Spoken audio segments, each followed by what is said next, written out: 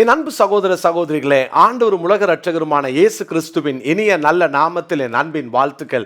இன்றைய முத்து என்னும் இந்த சிறிய தியானத்தின் மூலமாக உங்களை சந்திப்பதில் நான் அதிக மகிழ்ச்சி அடைகிறேன். பின்மாற்றத்தை குறித்து தேவன் நம்மோடு கூட பேசி கொண்டிருக்கிறார். பின்மாற்றம் மிக ஆபத்தானது. நம்முடைய ஆவிக்குரிய வாழ்க்கையில் நம்ம ஆண்டவரோடு கூட இருக்க வேண்டிய அந்த நிலையிலிருந்து விழுவது, தேவன் வைத்த ஸ்தானத்திலிருந்து விழுவது, தேவன் நம்மை எதிர்பார்த்திருக்கிற அந்த மகிமையை விட்டு நாம் தவறுவது, அநேக நேரங்களில் தேவன் நம்மை அவரோடு கூட உட்கார வைக்க விரும்பினார். உன்னதங்களில் அவரோடு கூட அமர செய்வதற்காக தான் நாம் தேவனால் தெரிந்து கொள்ளப்பட்டவர்கள். ஆனால் பிசாசு நமக்கு விரோதமாக, நமக்கும் தேவனுக்கும் நடுவாக ஒரு தடுப்பு சுவரை ஏற்படுத்தி அந்த மேன்மையிலிருந்து, அந்த மகிமையிலிருந்து நம்மை விழச் செய்வதற்கு பல யுக்திகளை அவன் கையாளுகிறான். பிரியமானவர்களே, நம்மை அறியாமல் நம்முடைய வாழ்க்கையில் அந்த பின்மாற்றத்திற்கு நாம் இடம் கொடுத்து விடுகிறோம். அநேக சூழ்நிலைகளுக்கு நாம் விட்டு கொடுத்து விடுகிறோம். நமக்கு எதிராக வருகிற போராட்டங்களில் கவனம் செலுத்தி நம்ம நிறையா தவறான சில விஷயங்களிலே ஈடுபட்டு பின்வாங்கி போய் விடுகிறோம். இந்த பின்மாற்றத்தின் ஆவிக்கு ஒரு நாளும் நாம் இடம் கொடுத்து விடக்கூடாது. கவனமாய் இருப்போம். நம்ம தொடர்ந்து ஒவ்வொரு நாளும் இந்த பின்மாற்றம் ஏன் வருகிறது, தவறான கணிப்பு பின்மாற்றத்தை கொண்டு வரும் என்று நம்ம ஓர்பால் என்ற அந்த பெண்ணை வைத்து, மோவாபிய ஸ்திரியை வைத்து பார்த்தோம்.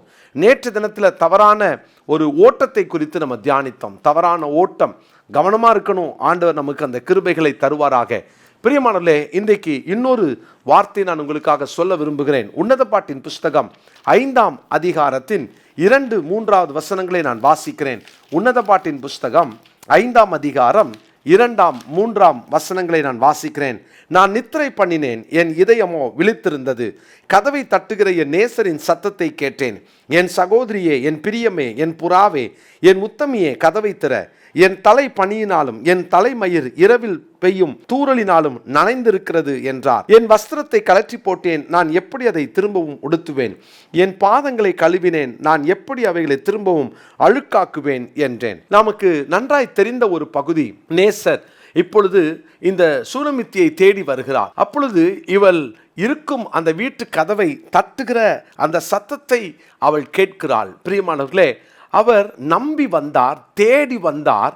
அவருக்கு அந்த ஆதி அன்பு இன்னும் நினைவில் இருக்கிறது. அந்த நேசருக்கு இந்த தன்னுடைய மனவாட்டி, அந்த பழைய உறவு இன்னும் அவரால் மறக்க முடியவில்லை. அதே உறவோடு, அதே எதிர்பார்ப்போடு, அதே நேசத்தோடு தான் அவர் தேடி வருகிறார். எனக்கு அருமையான தேவனுடைய பிள்ளைகளே, ஒருவேளை உங்கள் வாழ்க்கைக்குள்ள சில பின்மாற்றங்கள் வந்திருந்தாலும் அவருக்கு உங்களுடைய ஆதி அன்பை மறக்க முடியவில்லை. அவருக்கு உங்களுடைய ஆதியில் செய்த அந்த உடன்படிக்கையை மறக்க முடியவில்லை. அவருக்கு நீங்கள் ஆரம்பத்தில் அவர் மேல் வைத்த அந்த அன்பையும் அந்த வைராக்கியத்தையும் அவரால் மறக்க முடியவில்லை. அவர் தேடி வருகிறார். பாருங்க, அவர் வந்து கதவை தட்டி, என் பிரியமே, என் புறாவே, என் உத்தமியே, கதவை திற.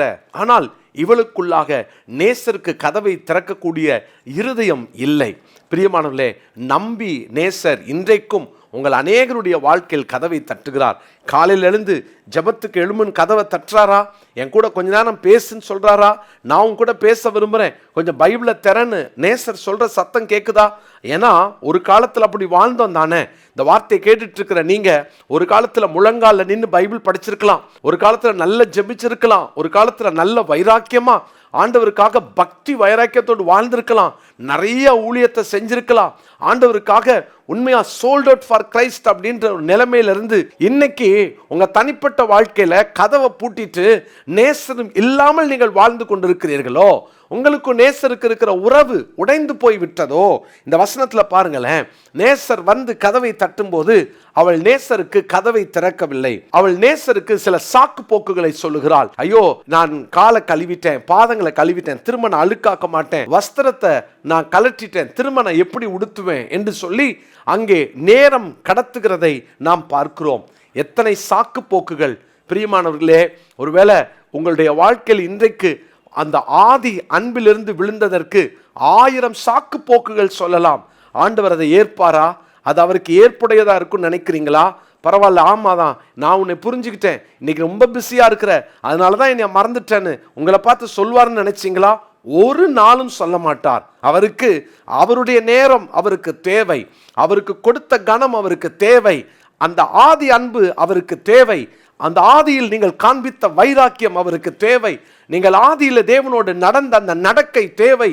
பாதியில உங்கள் வாழ்வாதாரத்துக்காக கொடுத்த வேலை நிமித்தம் நேசரை விட்டுட்டு நீங்க போயிட்டு உங்கள் வேலையை நீங்கள் பழியாய் சுமத்துவீர்கள் என்றால், அல்லது உங்கள் வேலையை காரணமாய் காட்டுவீர்கள் என்றால், அல்லது உங்களுடைய மற்ற தொழில்தான் காரணம், அதனால தான் உங்ககிட்ட நான் வர முடியல, ஜோம் பண்ண முடியல, பைபிள் படிக்க முடியல, நான் ரொம்ப பிஸி ஆயிட்டேன்னு சொன்னா, தேவனுடைய பிள்ளைகளே, அவர் கொடுத்ததை வைத்தே அவரை நாம் வேதனைப்படுத்துறோம். தெரியுதா? அவர்தான் நமக்கு கொடுத்தார், அதை வச்சே அவரை வேதனைப்படுத்துறோம், அதை வச்சே அவருக்கும் நமக்கும் பிரிவை உண்டாக்குகிறோம். யோசித்து பாருங்க, இவளுக்கு ஒரு வாழ்க்கை கொடுத்த நேசர் உரிமையோடு கதவை தட்டுகிறார். ஆனால் என்ன நடந்தது தெரியுமா? இவளுடைய அந்த நேரத்துக்கு கதவை திறக்கவில்லை, நேரத்திற்கு நேசரை வரவேற்கவில்லை. நேசர் வந்து கதவை தட்டி நான் வரேன்னு சொல்லும்போது அந்த நேரத்தை அவள் பயன்படுத்த தவறிவிட்டாள். பாருங்கள், அதற்கு பின்பு என்ன நடக்கிறது? அதே உன்னத பாட்டு 5ஆம் அதிகாரத்தின் 5ஆம் வசனம். என் நேசருக்கு கதவை திறக்க நான் எழுந்திருந்தேன், பூட்டின கைப்பிடிகள் மேல் என் கைகளிலிருந்து வெள்ளை போலமும் என் விரல்களிலிருந்து வாசனையுள்ள வெள்ளை போலமும் வடிந்தது. திரும்பவும் அவளுக்கு பலவிதமான டிஸ்ட்ராக்ஷன்ஸ்.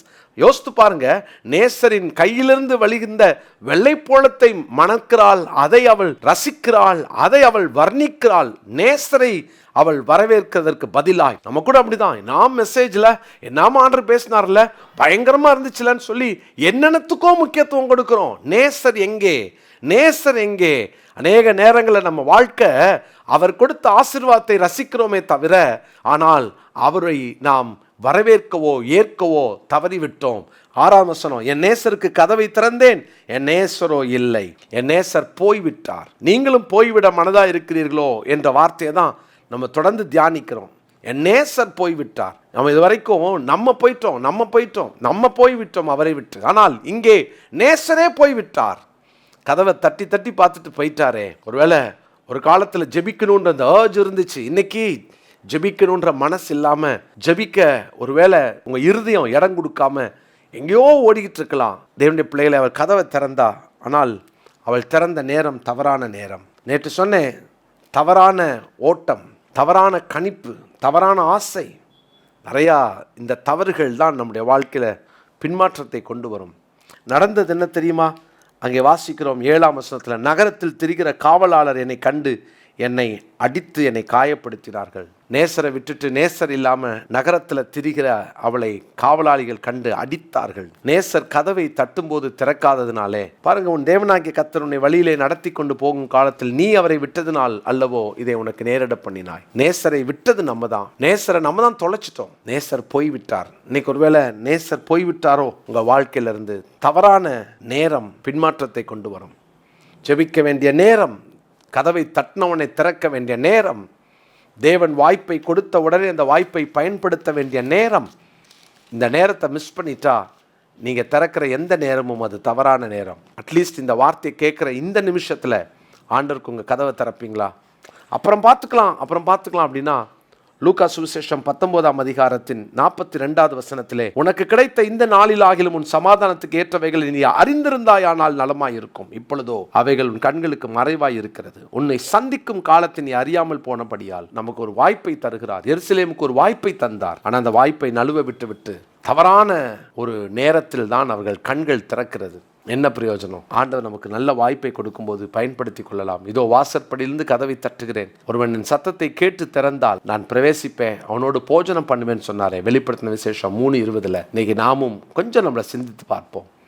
நேசருக்கு கதவை அடைத்து விட்டு நேசர் போனதுக்கு அப்புறம் கதவை திறந்து அடி வாங்கிறதுக்கு பதில், அதனுடைய பின்விளைவை, வேதனையை சந்திக்கிறதற்கு பதில், கதவை தட்டுற அந்த சத்தம் கேட்ட உடனேயே சுதாரித்து கொண்டால் நீங்களும் நானும் பாக்கியவான்கள், பாக்கியவதிகள். ஜெபிக்கலாமா? நல்ல தகப்பனே, நாங்கள் அநேக நேரங்களில் ஜெபிக்க வேண்டிய நேரம், ரட்சிக்கப்பட வேண்டிய நேரம், மனம் திரும்ப வேண்டிய நேரம், இதை தவிர்த்து விட்டு பின்னால் பார்த்துக்கலான்னு சொல்லி சில வேதனையோடும் காயங்களோடும் அதற்கு பின்பு எங்களுக்கு புத்தி வருகிறது. எங்களை மன்னியும். எங்களை நீர்தான் தேடி வந்தீர். தேடி வரும்போது கூட நாங்கள் அதை டேக் இட் ஃபார் கிராண்டடாக மாற்றி 1000 சாக்கு போக்க சொல்லி தேவையில்லாமல் அதை உட்காந்து வர்ணித்து கடைசியில் உண்மை இழந்து, ஆண்டவரே, நாங்கள் எத்தனை வேதனைகள் வழியாய் கடந்து போகிறோம். எங்களை மன்னியும்.